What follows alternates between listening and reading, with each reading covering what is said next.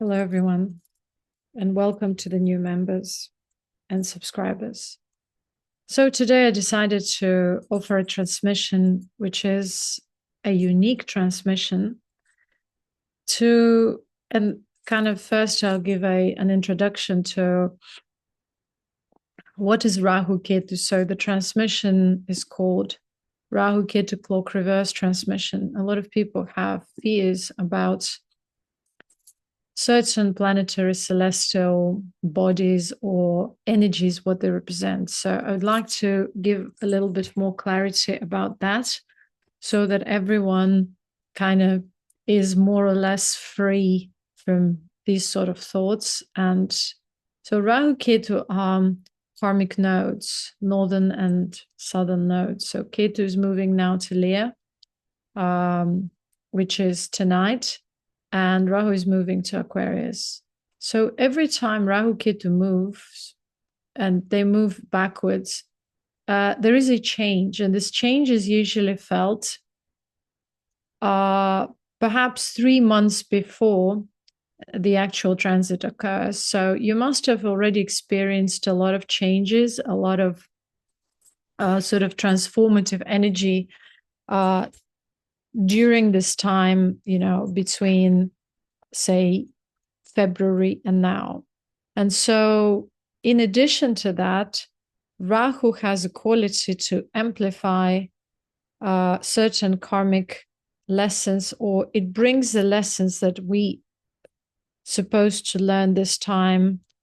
And even though people say, or astrologers say, that some of the Rahu lessons are through illusions or amplifying illusions, we can't amplify something that is not there. And that's why Rahu is also considered to be a shadow of Saturn, because it brings some kind of a karmic understanding, or it involves Saturnian lessons. It also invokes certain lessons, or it brings up to the surface certain distortions, corruption that causes us illusion, delusion, sickness, etc. And so if we properly understand this, we are free from fears. Ketu is the energy that brings up fears. So it cannot bring up something that is not there. And usually fear comes, or fear is a hidden energy that fears someone else's power. Like someone will be more powerful than you. So it has to do with trauma, abuse, even internal anger. So if we want to dissolve all these energies and reverse their effect towards positive, we also need to be ready to face the shadows, to face certain darker aspects of our psyche, which could be even painful. So Ketu can also represent sometimes hidden issues with health, for example, stomach pains, which you have no idea about, or headaches or something like this, depending on where it's located. Or it brings them to the surface. It brings the reasons, and the reasons are usually psychosomatic and neurological. And psychosomatic means that there is trauma that you are, not addressing, or you're hiding something under the rug and then not facing it, or afraid to face because it's too painful, or there is some blockage, there is no memory, but there is a sort of a subconscious feeling that it's there. So this is what Ketu and Rahu represent. Ketu sometimes is considered also to be a shadow of Mars, and Mars is hidden or obvious aggression or anger, and anger is pure energy of dissolution or removal or destruction sometimes. But anger usually is attached to trauma or to the feeling of being disempowered. Every person who has ever been traumatized or disempowered, abused, usually carries a lot of hidden anger, and this anger is lingering in the background as restlessness and anxiety, because your nervous system does not understand the mental aspect of anger, or the idea or the story of anger. It just has that reactivity. And so when we speak in terms of healing, psychospiritual healing, we're speaking about really reversing the way our neurology works, or understanding biochemical and neurological components of our physical and spiritual existence, or biospiritual existence. People usually divide and look at things only from one aspect. Okay, it's either spiritual, energetic, or physical. It's all in alignment, or it shows that it's not in alignment, and that's why you're facing a lot of issues in life. And so this transmission is making you realize what these energies represent, so that you drop or let go of fears. Again, the power of Ketu is your ability to face fears and to let them go. The power of Rahu is the power to face shadows, or to face some kind of illusions, or even being mesmerized by something, but being able to let it go. So these karmic nodes represent the power of, or your ability to let go or not, or hold on to something. They carry a strong energy of letting go. And if you want to resolve any type of karmic issues, bondage, etc., certainly you have to understand the way these energies operate and the way they operate through your body. This and much more we're going to address during our upcoming retreat and many other retreats. We're constantly working on our ancestral karmic stuff, and because it's impossible to remove everything right away, because a lot of people carry multidimensional ancestral layers of karmic distortions and other things. So it takes time to peel them off layer by layer, but the work is definite, because you always feel inner lightness once you feel that you've realized something. Realization means that you haven't only understood the lesson, you were able to let go, because many people realize on an intellectual level, okay, I have to do this, I don't need to do this. But when their neurology, biochemistry is triggered, they can't do anything. They fall for the same things, for the same trap. So in order to heal, or how do you even know that you're healed, is that your neurological response changes. Your neurological response changes, your biochemical response changes. Therefore, your hormonal hormones change. The levels of hormones restore. You have more alignment, because hormones are secretions. This is like your way. This is the way your energy body communicates with your physical body. And when you have all these different imbalances, be it hormonal, neurological, biochemical, this is a sign that somewhere you are fooling yourself. And Rahu Ketu changes the cycles will always indicate it. So the same aspect of Ketu and Rahu, the same cycle was 19 years ago, 18, 19 years ago. So 2007, 2008. And now we're back. You can look back. You can see if you maybe haven't learned certain lessons, or certain lessons were activated. And now maybe it's the time to realize and let go. Realization and healing means you have let go. There's no residue in your nerves, in your cells, in the way you operate, in the way your energy body and physical body respond internally towards the external stimuli. So again, it's not something theoretical. It's the way you transform neurological responses.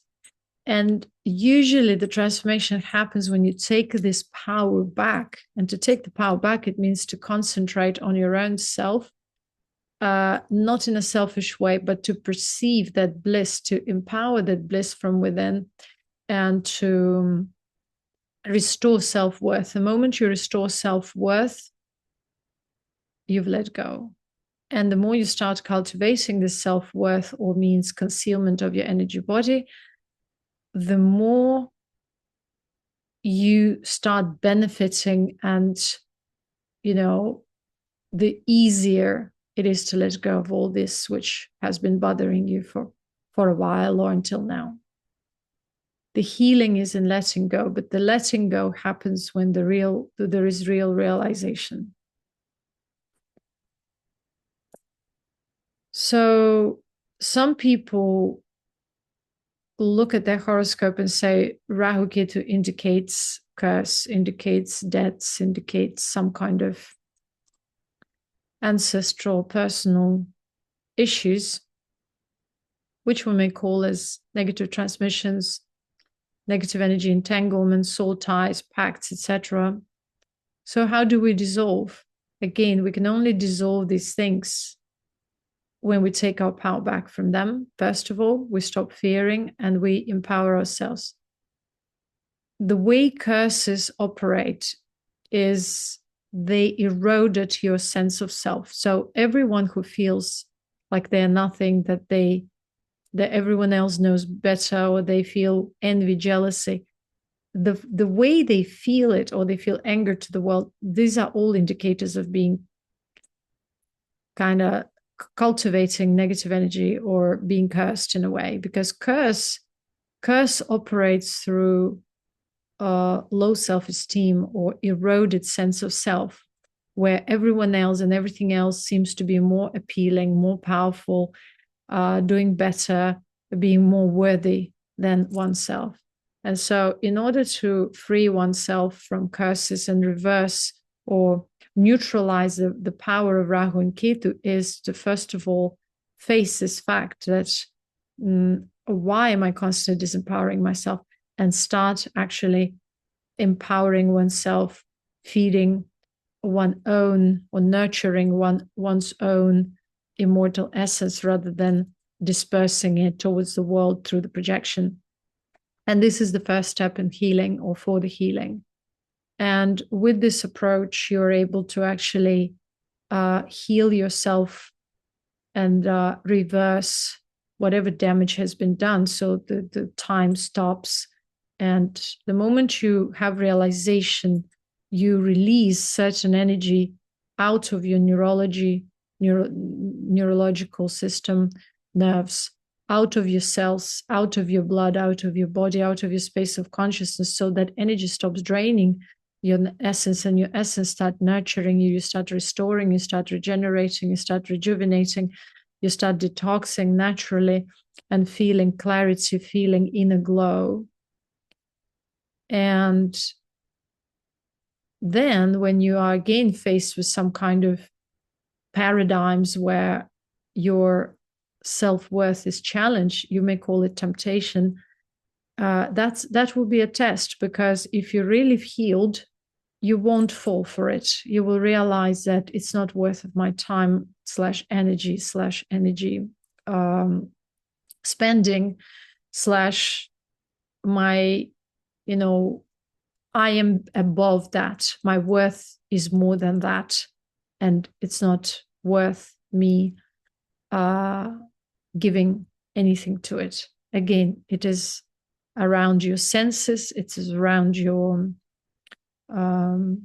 ability to conceal your energy field, no matter what is presented in the external reality for you. So this way you heal, you transform, and it takes time. And people who are driven by negative energy, curses, or any kind of negative transmissions usually hate time. And that's why they're afraid of Saturn, which kind of pushes one to be patient, to embrace a consistent action or effort towards something, or in other words, step-by-step effort application. This kind of people are chaotic, anxious. So many people think that the curse is operating from the outside. No, the curse is swirling from inside. Rahu Ketu are keys, the energies that are activated from inside. Whatever the world presents is because that is already inside. So all these illusions, all these fears, temptations, etc., obsessions, they are just manifesting from the outside. And so these energies are swirling from inside, and they are creating narratives, which we call them stories, or we put them in a pipeline as some kind of a event timeline. But in reality, these energies operate from inside because they manifest as deep anxiety, restlessness, feeling unsettled, feeling constantly worried about the future,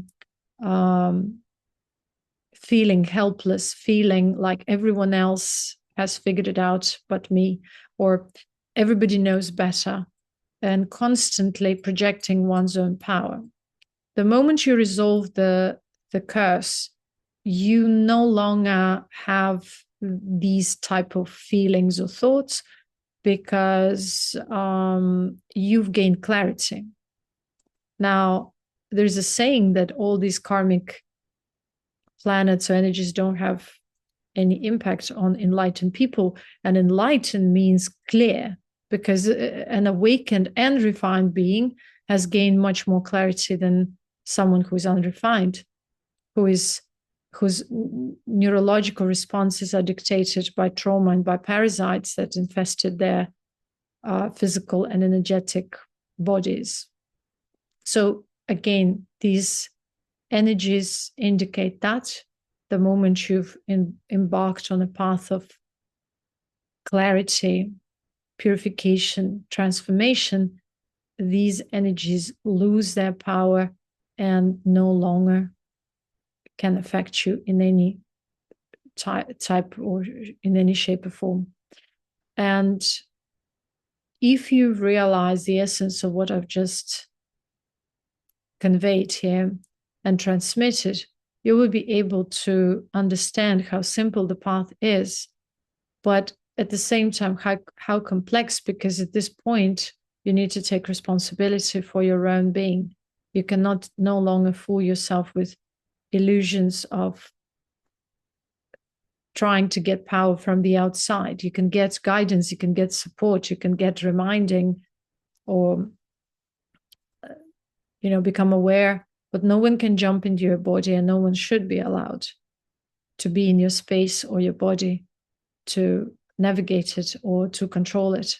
And usually we are controlled by these parasitic energies, karmic energies, and so on and so forth. So spiritual path means we realize that, or we realize that, and we're able now to clear our path by dissolving all these energies, by cutting them off, by releasing them, and by concealing our energy field and not allowing any of these energies to work against us, our lives, our bodies, our space of consciousness, our destiny.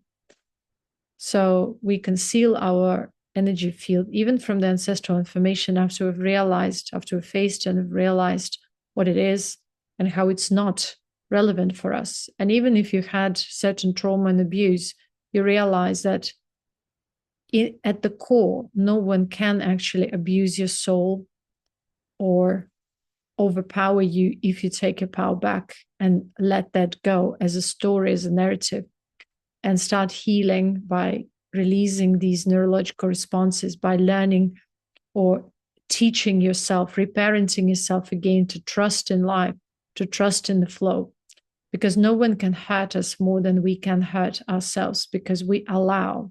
Every hurt, every pain, every suffering is invoked through allowance, nothing else. So let's sit in silence and perceive this powerful transmission and feel how all these negative paradigms, parasitic energies, all kinds of limited information is falling off like it never mattered, and the healing is taking place. Healing is a shift. Is an ability to relax your nervous system, through the higher awareness, through that invoked higher awareness and being able to bring that into your body and heal your body, your nerves, your cells, your blood, to release all that parasitic energy and poison out of your body, out of your life, out of your destiny.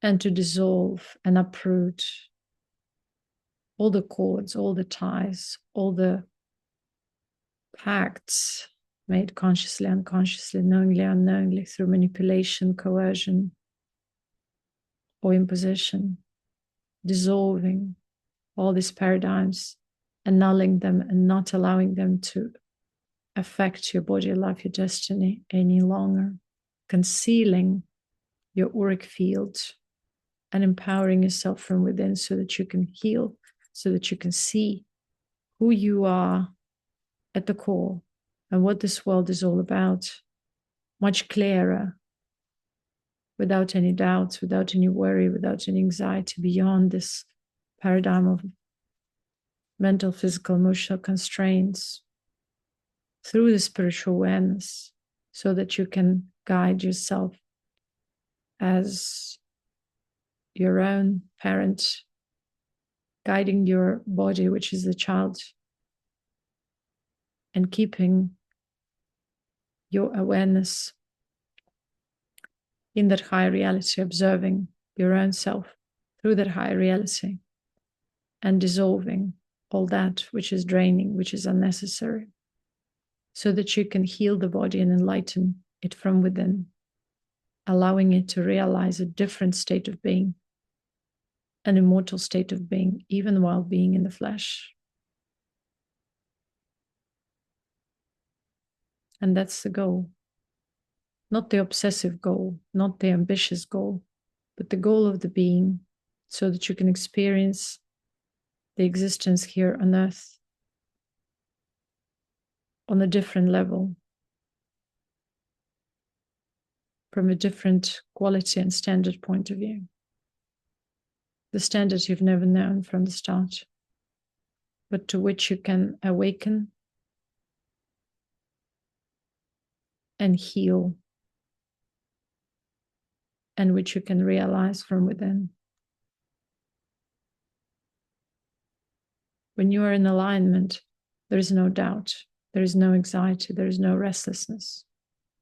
When you're in alignment, you can see that all these energies are like limited snakes, limited in time and space, can affect only when you allow, so do not allow. Stay in your power. Do not look back. Do not allow memories to delude you.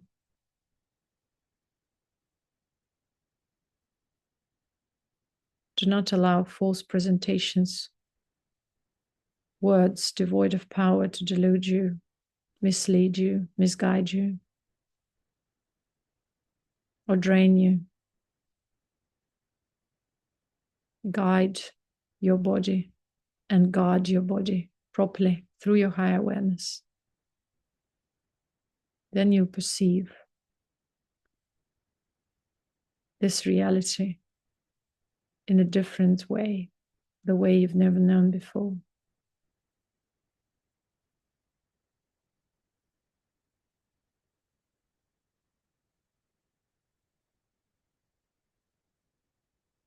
And this is the way you prolong your life. Not just life, but the quality of life too. Because what's the purpose to live if you're crippled?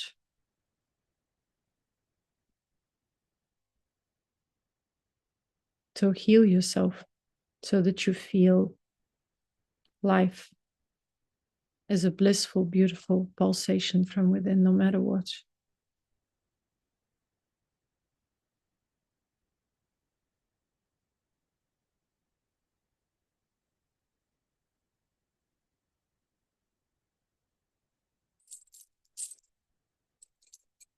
Thank you very much, and blessings to all the well-wishers.